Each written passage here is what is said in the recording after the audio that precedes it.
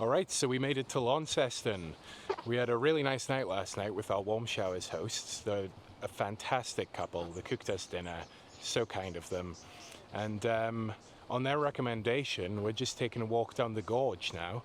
Well, we're not in the gorge yet, we're on our way to it, but we can hear the waterfalls and yeah, we can see into it a little bit from here, and it looks stunning. Looks really amazing. So anyway, we're going to walk along the gorge, and after that we're going to go explore town. We're going to find this fabled umbrella museum that Bonnie's interested in, and apparently they have some monkeys here too. So we're going to go see some monkeys.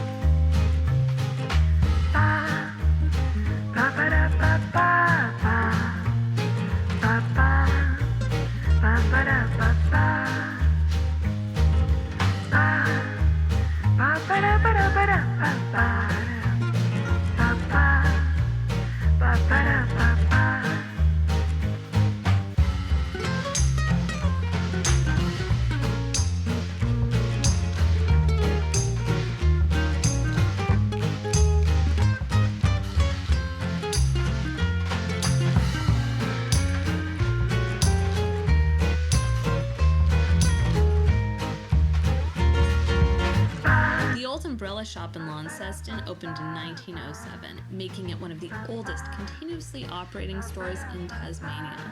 Now originally it just sold umbrellas, and it wasn't until the owner, Robert Schott, started to make his own souvenirs that business really flourished and the shop left its mark in history. Now Robert Schott, he started to whittle wood crafts out of locally made timbers. He emblazoned ceramic items with images of Tasmania, and his items proved so popular with tourists that he basically started a craze. When the Prince of Wales visited Tasmania in 1920, Robert Schott presented him with one of his handmade walking sticks. The old umbrella shop is still in operation today. It is now owned by the National Trust, and it runs as an umbrella shop and a museum. Okay, so I'm just waiting on Bonnie. She spotted a radio exhibit, some sort of vintage radio museum where it's a gold coin donation. So she's off to do that. I thought I'd just chill here in the park. We just went to the umbrella shop, which was bloody amazing. Like, it's crazy they've kept like everything like as it was in the day back when it opened, this beautiful historic building. And now we're gonna go and see some Japanese macaques, apparently.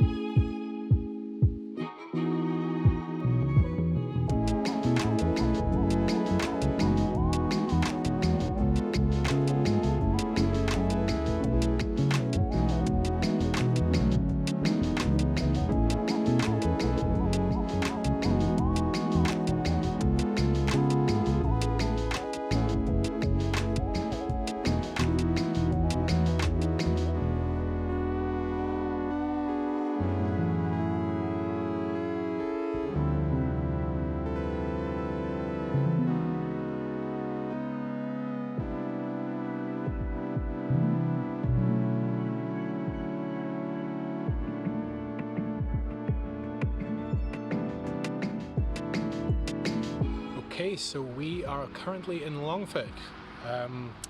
We left our warm showers host this morning, the wonderful Brad and Bronwyn, and they were amazing. We stayed there 2 nights and we chatted about travel in Tasmania and Australia in general.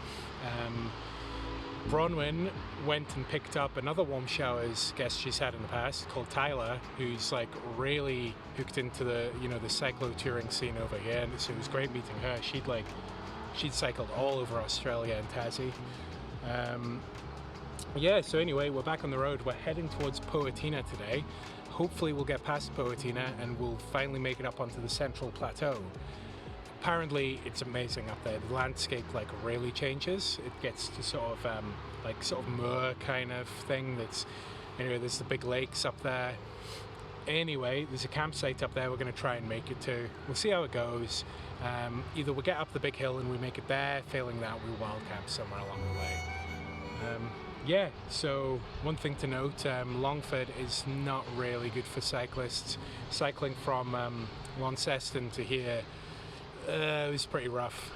We ended up on this bit of highway where there's zero room for cyclists. We were getting like big trucks coming, like this close to us. And Bonnie got off and walked, and I don't really blame her. You can hear them going past now. It's not great. We're currently sat in the cemetery. We decided to stop for some tea and a little bit of a breather after being on that horrible road. Yeah, that's it. While I've been boiling up the tea, Bonnie went in hunt of baked goods. What you got? And I also found this thing about unsolved murder mysteries in this area. Huh. Actually, on the highway. The highway where we nearly were an unsolved we murder. were nearly a murder mystery. Oh. All right.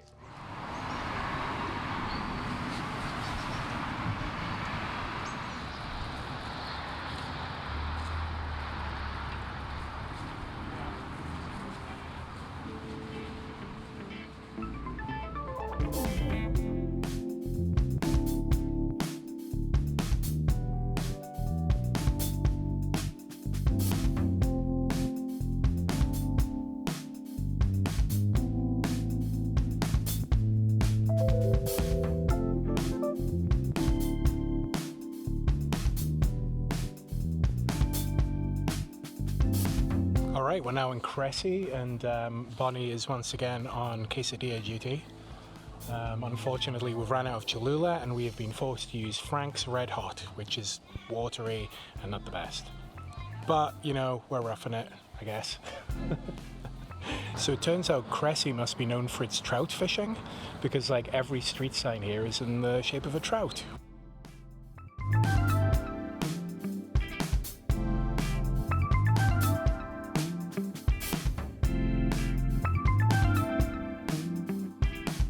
Okay, so we're only a few K from Poetina now. Now, from what I've heard, Poetina is quite a strange little place. They say property's really cheap there. However, you need to sort of buy into the community there and their ideals. Apparently it's sort of a really sort of Christian-like community. Sounds very strange. So yeah, we're looking forward to seeing what that's all about. Unfortunately, after we hit Poetina, we're gonna have to climb up that.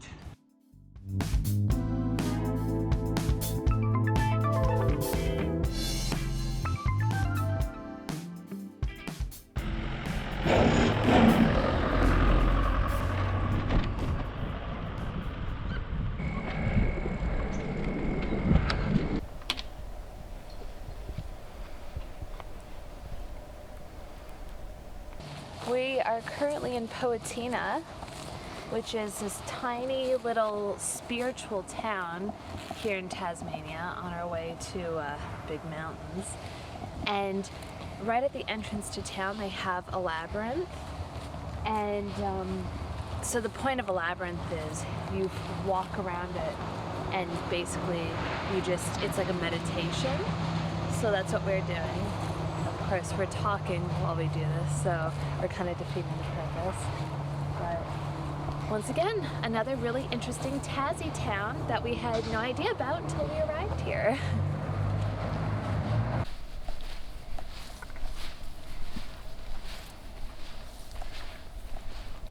So Poetina is like a gorgeous little town. It's a pretty strange little setup. Like all the buildings and stuff look, I don't know, pretty unique to the area. But we're right up on the top of this like sort of hill on the side of the mountain. And you get this, oh geez, I just walked into a spider's web. Bonnie's losing it because she's getting them all too. Anyway, you get this amazing view like back out across the countryside. It's incredible up here. It's such a beautiful little spot. So yeah, we're gonna check out town a little bit and perhaps procrastinate before we go up the big hill and onto the plateau.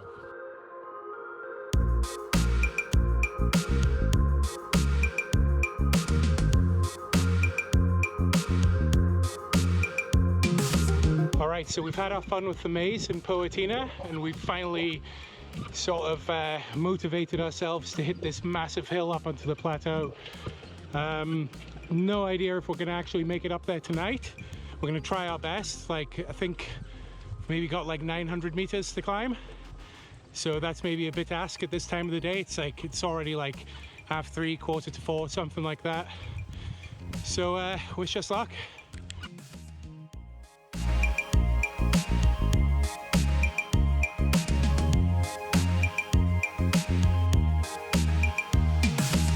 Whew. So far so good. Progress is going all right, getting up the big mountain. We could see this pipe from down below, this huge pipe running down the side of the mountain. I think it's to do with like the hydroelectric stuff. Seen a few signs on the way up here saying, you know, keep out, no camping, like power plant or whatever. But it looks like we've crossed over the other side of it now. Yeah, I guess these big lakes up here are part of the whole Tassie hydroelectric thing they've got going on here.